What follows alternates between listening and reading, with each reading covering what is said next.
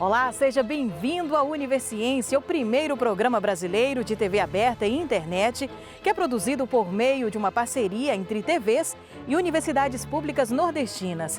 Você sabia que em todo o Nordeste brasileiro existem mais de 30 universidades públicas produzindo ciência? Vem com a gente acompanhar o que está sendo feito. Na luta contra o coronavírus, você vai saber como e por que pesquisadores da Universidade Federal da Paraíba trabalham no sequenciamento do genoma da Covid-19. Estudiosos da Universidade Estadual de Feira de Santana, na Bahia, criam um portal com informações sobre a pandemia. E no sul baiano, pesquisadores descobrem que o cacau, muito além do chocolate, pode ajudar no combate à Covid-19.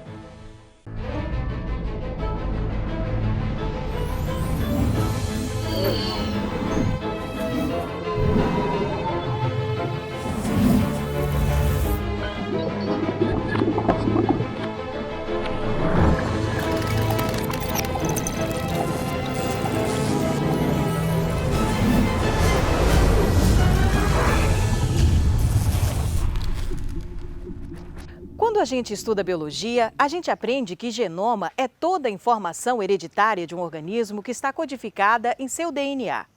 E partindo desse princípio, é que estudiosos da Universidade Federal da Paraíba trabalham no sequenciamento do genoma da Covid-19. Um esforço fundamental para, entre outras coisas, entender como o vírus se comporta no nosso organismo. A Paraíba já sequenciou cerca de 200 genomas do novo coronavírus e é um dos 3 únicos estados do país a realizar o mapeamento de maneira ininterrupta desde março do ano passado. Isso foi possível graças a um projeto realizado em parceria pela Escola Técnica de Saúde da UFPB, o Laboratório Central do Estado da Paraíba e a Fundação Oswaldo Cruz. Esse sequenciamento vai possibilitar a identificação de mutações que esse vírus vai sofrendo ao longo do tempo. Uma coisa que é comum, uma vez que trata-se de um vírus de RNA, e os vírus de RNA normalmente têm uma taxa de mutação elevada. Apenas Paraíba, Rio Grande do Sul e Rio de Janeiro conseguiram monitorar todo o período da pandemia, as linhagens do SARS-CoV que foram sendo identificadas. A análise é feita a partir de material obtido nos cotonetes utilizados nos testes SWAB, em pessoas com suspeita de contaminação pelo novo coronavírus. Manter um mapeamento atualizado dos vírus em circulação é fundamental para o planejamento de políticas públicas de enfrentamento à pandemia. A identificação dessas mutações é extremamente importante, porque dependendo de onde elas acontecem e com que frequência elas acontecem, isso pode fazer com que o vírus torne-se mais letal, mais contagioso, que o vírus passe a não ser mais detectado pelos testes diagnósticos. E isso é extremamente importante porque a gente consegue acompanhar as modificações que o vírus vai sofrendo ao longo do tempo e também consegue identificar linhagens externas ao país que podem estar chegando à Paraíba. O projeto já produziu alguns resultados importantes, como a identificação do primeiro caso de reinfecção no país. Nesse caso de reinfecção, a gente identificou uma linhagem de SARS-CoV-2 que tinha uma mutação muito importante, que é a mutação E484K na Spike, que é a mesma mutação da linhagem da África do Sul, e essa mutação está sendo associada com a maior capacidade de transmissibilidade do vírus. E a batalha da ciência contra o coronavírus continua. Estudiosos da Universidade Estadual do Sudoeste da Bahia também têm realizado pesquisas para entender o comportamento do vírus da Covid-19 no nosso organismo. Vamos conferir.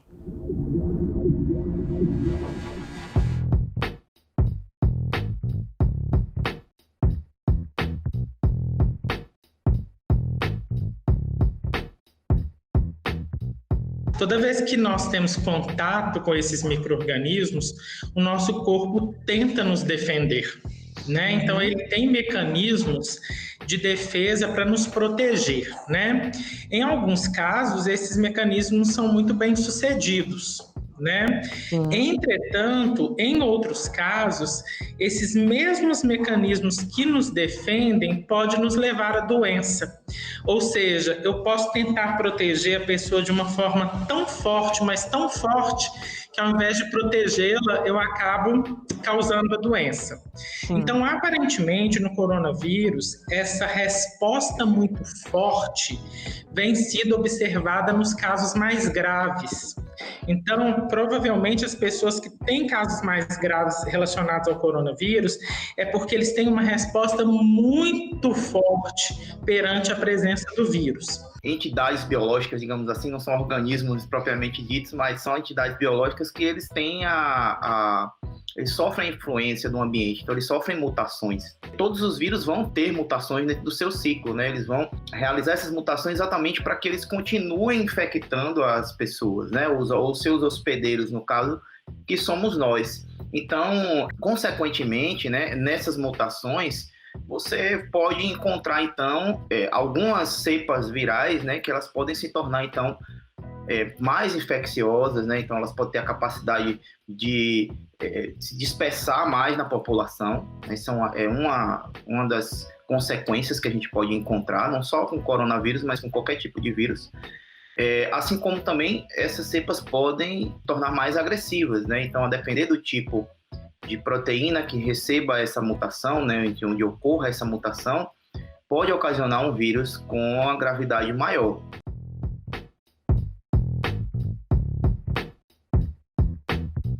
Por isso que a gente está vendo aí, por exemplo, né, indivíduos mais jovens agora começando a ter casos mais graves, né? Isso pode ter relação com essas cepas mutantes, certo? Não só uma ou duas, mas existem dezenas de cepas mutantes aí espalhadas, ou até a casa de centenas de cepas mutantes espalhadas, né? Então, essa é uma consequência inevitável.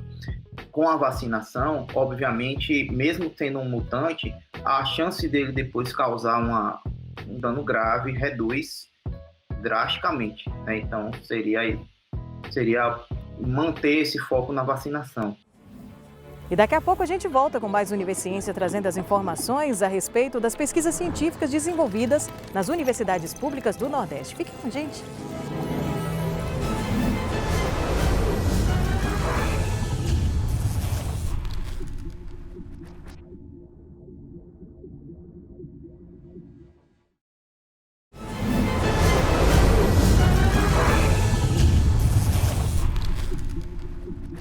Quando a gente pensa em cacau, é praticamente automático, a gente logo associa ao chocolate.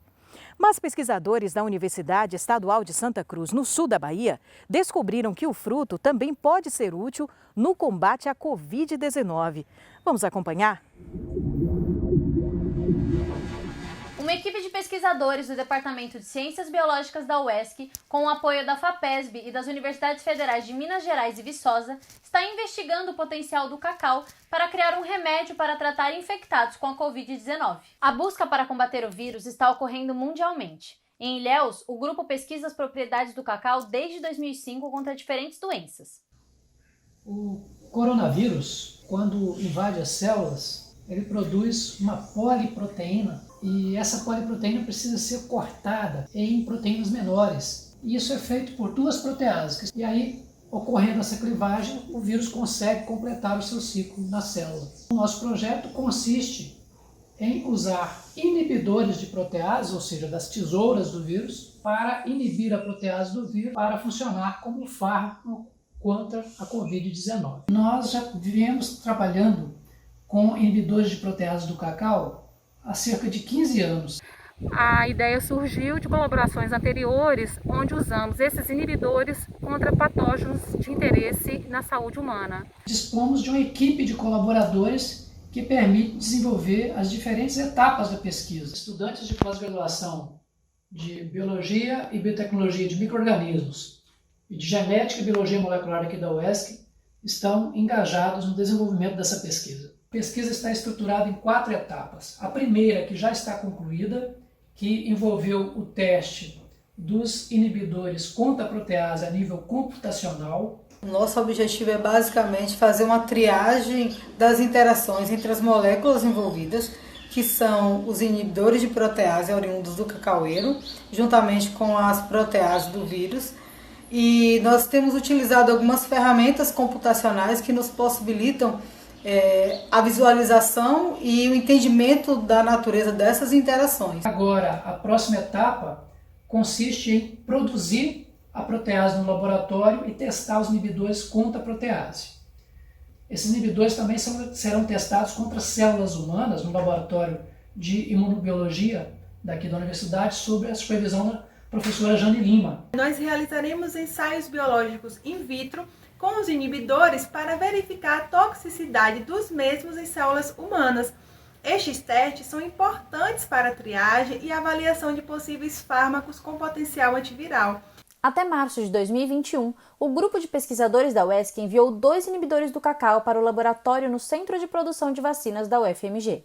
E a previsão é que os inibidores sejam testados contra o vírus SARS-CoV-2 até o mês de maio. A última etapa já são os testes desses inibidores contra o próprio coronavírus, em células carregando o coronavírus. Isso será realizado lá no laboratório do Centro de Produção de Vacinas da Universidade Federal de Minas Gerais, sob a coordenação do professor Flávio Fonseca. Parte desse estudo vai ser conduzido aqui no Centro de Tecnologia em Vacinas da UFMG, e na UFMG, onde nós temos um laboratório NB3, onde será possível multiplicar o vírus, uma vez que esses inibidores sejam identificados, inibidores de protease, aí na UESC, e aí esses fármacos, esses peptídeos com maior potencial de intervenção na replicação do vírus SARS-CoV-2 vão ser enviados para cá, onde nós vamos fazer os testes com o vírus in vitro, em células dentro do Laboratório de Biossegurança NB3 da Universidade Federal de Minas Gerais. Mesmo em isolamento, trabalhamos em equipe na luta contra a Covid-19. E a batalha da ciência contra o coronavírus continua. E não é que tem gente na Universidade Federal do Ceará trabalhando numa pesquisa que pode contribuir na produção de um medicamento de combate à Covid-19? Roda aí. Originalmente, essas moléculas, os peptídeos, certo? Que são frações que formam as proteínas, eles foram desenhados contra bactérias e fungos, que é um foco do nosso trabalho. Então nós pensamos, será que nós não poderíamos aplicar esses peptídeos contra o coronavírus? Então foi quando nós começamos os primeiros estudos de simulação, né, que é aquele primeiro trabalho que já foi publicado, e que nós vimos que os resultados foram bons. A partir daí nós fomos aprofundando nesses estudos e chegamos à conclusão no primeiro trabalho.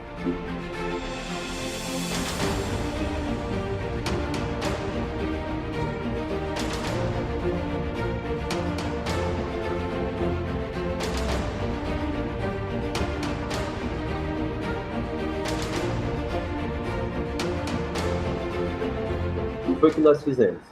Nós pegamos uma proteína vegetal, tá?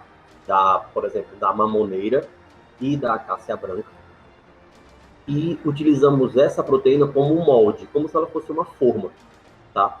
A partir dessas proteínas, nós desenhamos moléculas pequenas, né, que são os peptídeos, que são derivados das proteínas, e mandamos sintetizar, né? Existem empresas que sintetizam aqui no Brasil, existem empresas que sintetizam também em outros países. Então, nós mandamos sintetizar e recebemos a molécula pronta.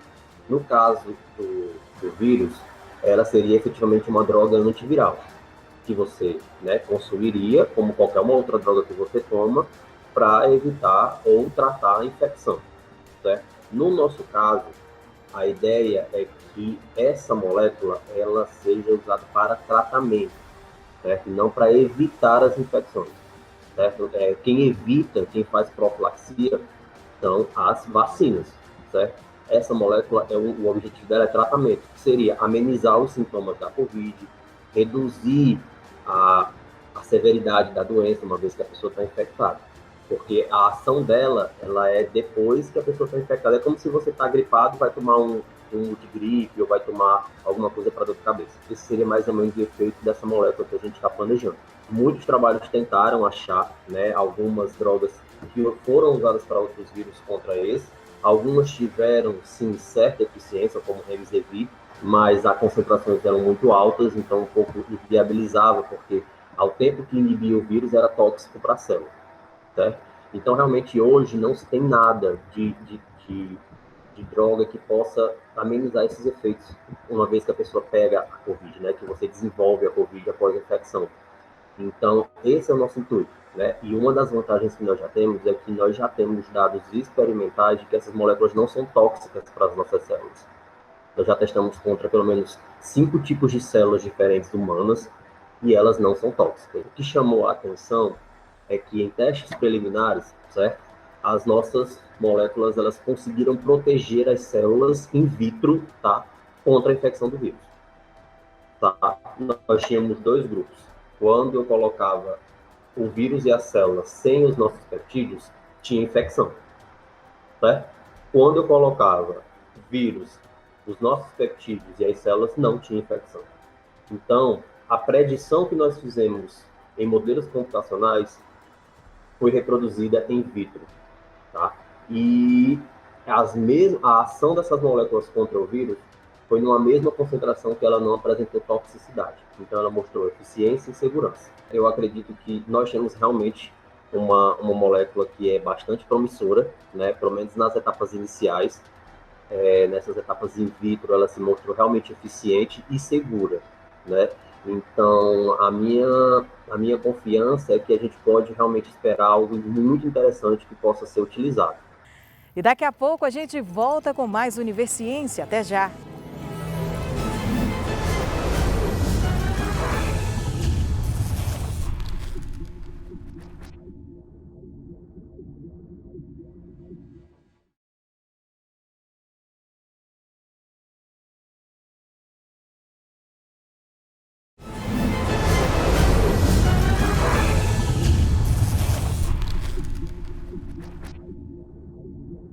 E tem mais notícia boa chegando. Agora eu quero falar com você a respeito do capacete que lembra proteção. Mais um projeto desenvolvido por pesquisadores da Universidade Federal do Ceará nos mostra que o equipamento pode rimar com oxigenação, ou seja, auxiliar no tratamento de pacientes da Covid-19. Vamos conferir?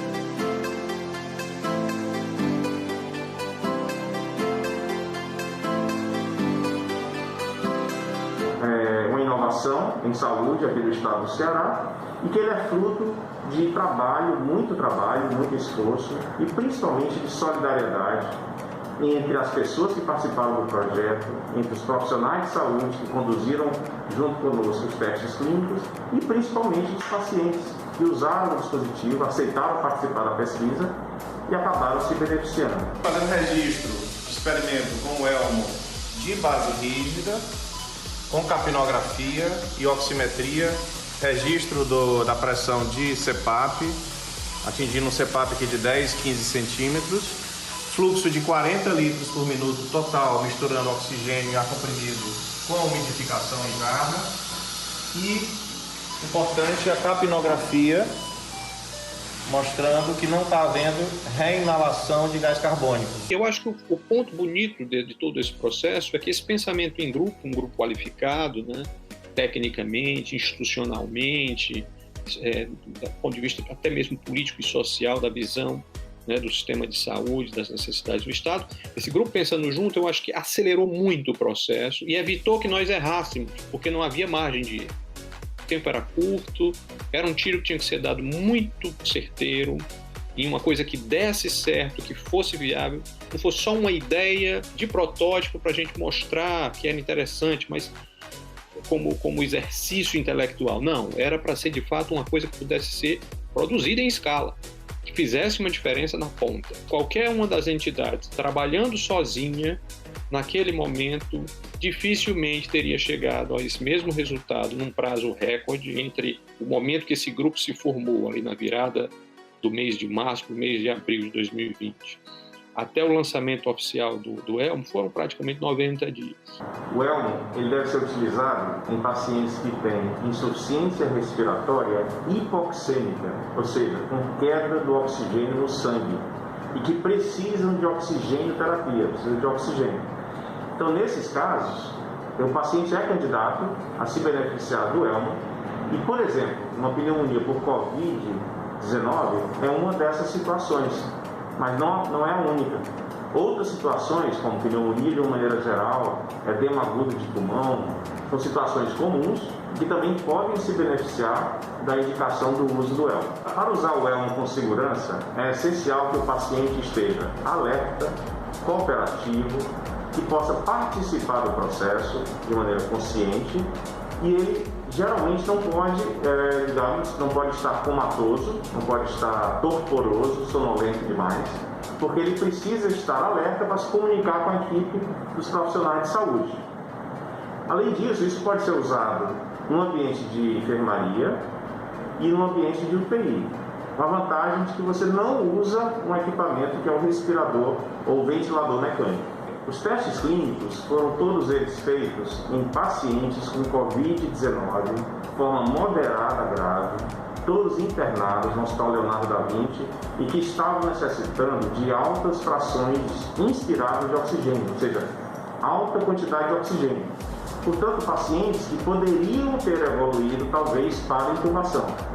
Nesse grupo de pacientes, que foram 10, a aplicação do elmo trouxe um benefício imediato na oxigenação e um conforto na respiração e em 7 dos pacientes houve uma melhora sem precisar de intubação. O elmo ganhou não só uma página de jornal como algo interessante, mas ele, de fato, hoje a gente sabe que o impacto é concreto, é possível medir esse impacto. Muitos relatos de pacientes que, pelas estatísticas, teriam evoluído para um quadro mais grave e que, dessa forma, o equipamento efetivamente salvou vidas. Compartilhar informações já é algo que faz parte do nosso dia a dia, não é mesmo? Basta a gente pegar o celular e pronto. E pensando nisso, é que pesquisadores da Universidade Estadual de Feira de Santana, no estado da Bahia, desenvolveram o portal GeoCovid. Tudo para você ficar muito bem informado a respeito da pandemia do coronavírus. O portal GeoCovid, ele é formado por 3 guias. A guia que aparece aqui no topo da tela: casos, projeções e vacinação. A guia casos podem ser exibidos a estatística e progressão do contágio e dos óbitos de forma acumulada, contabilizado por dia, e a taxa por 100 mil habitantes, além da taxa de evolução, tanto de casos como de óbito, que mostra a tendência, se há tendência a aumento, estabilidade ou decréscimo, tanto para os casos como para os óbitos. Primeiro, você precisa definir o território, a abrangência do território que você quer examinar. A região Nordeste pode ser selecionada digitando aqui Nordeste, por exemplo, ou eu posso selecionar no próprio mapa diretamente, escolhendo aqui, clicando com o mouse, e imediatamente a região Nordeste ela aparece aqui. As informações de mapa são simbolizadas num código de cores, aqui no caso tonalidade de vermelho, e a escala que você aciona nesse lado aqui esquerdo, você consegue visualizar a relação entre a tonalidade de cores e o número que está sendo simbolizado. A aba projeções, ela segue a mesma lógica. Eu também preciso selecionar uma região, preciso selecionar uma data. Só que a data agora, como é projeção, ela aponta para o futuro. Na projeção é necessário separar, setar, configurar um outro parâmetro, que é o parâmetro cenário. O cenário, são apresentados 3 possibilidades de cenário. Um cenário de baixa taxa de contágio, que implica que em elevada supressão de fluxo ou elevada vacinação, taxa de vacinação. A moderada taxa de contágio, também moderada supressão de fluxo de isolamento social ou de vacinação. E o terceiro cenário é um cenário mais perigoso, que é o de alta taxa de contágio, quando não há isolamento social, o fluxo está livre e a cobertura vacinal também é baixa. Além disso, é possível selecionar a demanda por leitos de enfermaria e por leitos de UTI. E o Univerciência de hoje fica por aqui. Muito obrigada pela sua companhia. Até a próxima edição.